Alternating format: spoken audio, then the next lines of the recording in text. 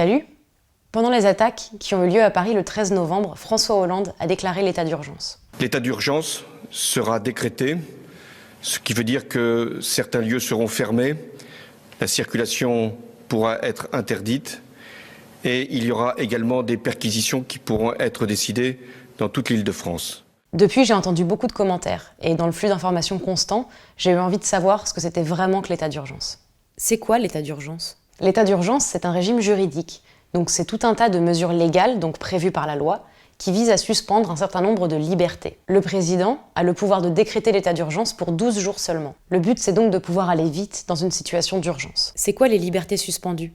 Le but de suspendre ces libertés, c'est pas de nous empêcher de vivre, au contraire, c'est de nous protéger et de laisser les forces de l'ordre faire leur travail pour revenir le plus vite possible à une vie normale. Restreindre la liberté d'aller et venir en instaurant des zones de protection ou de sécurité particulières, ou en interdisant la circulation dans certains lieux. En France, on a la liberté de se déplacer comme on veut.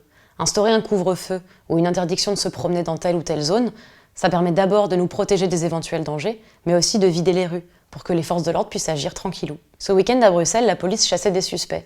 Elle a donc demandé à tous les habitants de rester chez eux et de ne pas communiquer leur position sur les réseaux sociaux.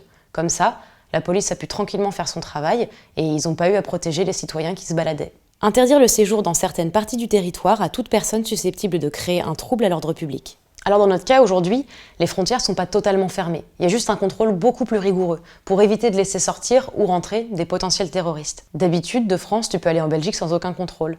Et ben là, tu vas être fouillé pour une plus grande sécurité. Réquisitionner des personnes ou des moyens privés. Cette troisième mesure remet en question le droit de propriété. En France, quand quelque chose t'appartient, il est à toi. Si on te le prend, c'est du vol.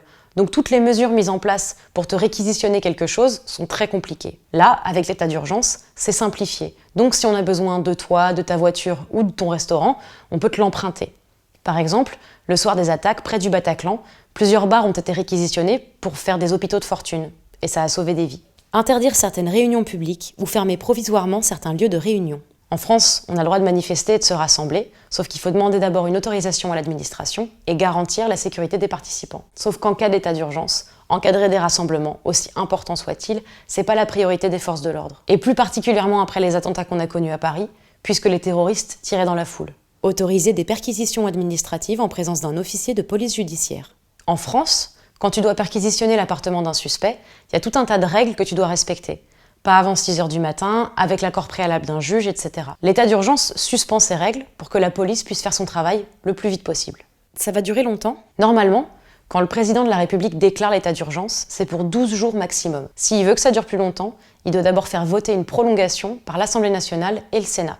Et justement, vendredi dernier, le Parlement a voté une loi pour prolonger l'état d'urgence pendant 3 mois, donc jusqu'au 20 février 2016. En 1955, quand l'état d'urgence a été instauré, il y avait d'autres mesures, comme par exemple une suspension de la liberté de la presse. Ces mesures n'ont pas été votées par le Parlement cette fois-ci, donc on peut dire que l'état d'urgence a été adapté à notre situation actuelle. Mais si la situation est maîtrisée, le gouvernement peut décider du retour à la normale avant la fin des 3 mois. Le gouvernement compte aussi sur la responsabilité de chacun pour ne pas partager des informations qui pourraient nuire au travail de la police.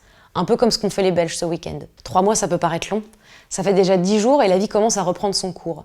Mais c'est pas parce que tout se passe sous la surface et qu'en tant que citoyen, on a l'impression que c'est bientôt fini, que le danger est vraiment maîtrisé. La première fois que l'état d'urgence a été instauré, en 1955, pendant la guerre d'Algérie, il y a eu un contrôle des médias.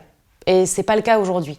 Donc si tu veux en savoir plus, te renseigner et ainsi te faire un avis, tu peux très facilement trouver tout un tas de médias de confiance, comme Le Monde, Slate, Libération ou Mediapart, qui t'aideront à comprendre encore mieux.